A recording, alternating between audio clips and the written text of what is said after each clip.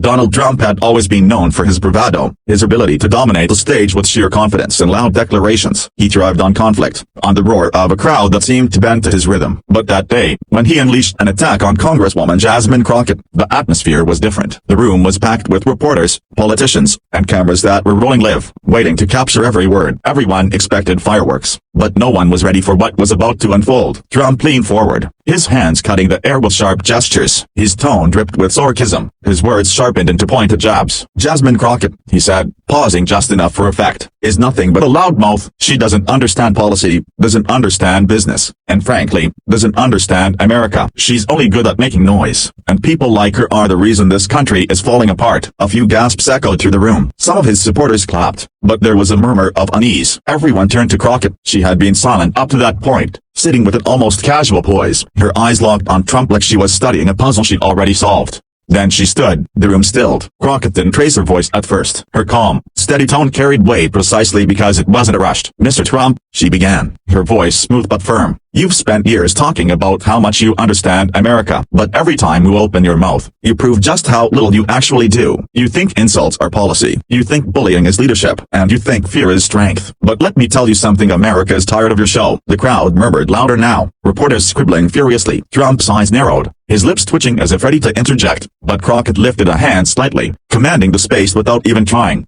You call me a loudmouth?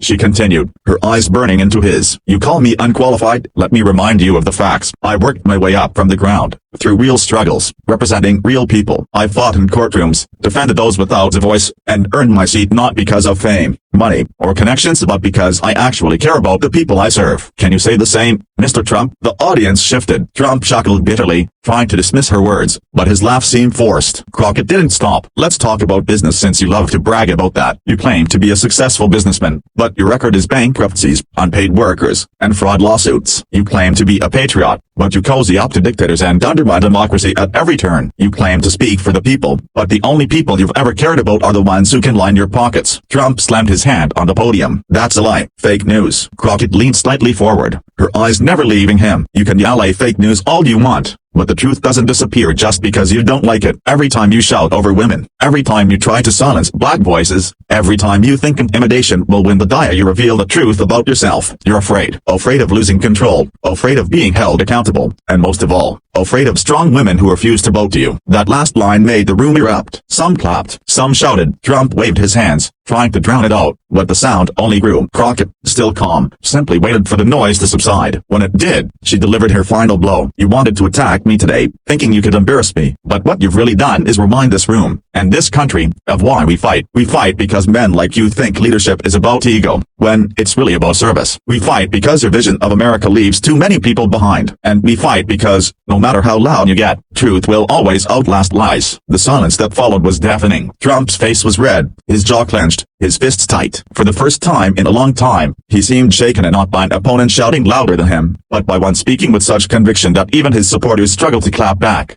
A young reporter broke the silence, her voice trembling as she asked Trump a follow-up question. Mr. Trump, how do you respond to that? Trump stammered. He tried to pivot, to redirect the conversation back to his usual talking points about the economy and immigration, but his words were stumbling, defensive, stripped of the confidence he had started with. The cameras captured it all, and social media lit up instantly. Clips of Crockett's clapback spread like wildfire, headlines framing her as the woman who had shaken Trump on live television. What followed was a tidal wave. Overnight, Crockett became a household name. Her words were replayed on news shows, her quotes printed on posters, her voice amplified by millions who had longed to see someone stand up to Trump without flinching. She wasn't just a congresswoman anymore, she was a symbol of defiance, of courage, of refusing to be silenced. Trump, meanwhile, lashed out on social media, posting furious rants in all caps. He called her disrespectful, ungrateful, and another disaster for America. But the more he fumed, the more he seemed rattled, and the more Crockett's star rose. In the weeks that followed, debates shifted. Pundits debated whether Trump had finally met an opponent who couldn't be drowned out. Voters watched closely, especially women and young people who felt seen in Crockett's fire. She didn't just answer an insult, she flipped the narrative. Trump wanted to make her small, but instead, she made herself bigger than the moment, bigger than the insult, and bigger than the men who tried to cut her down.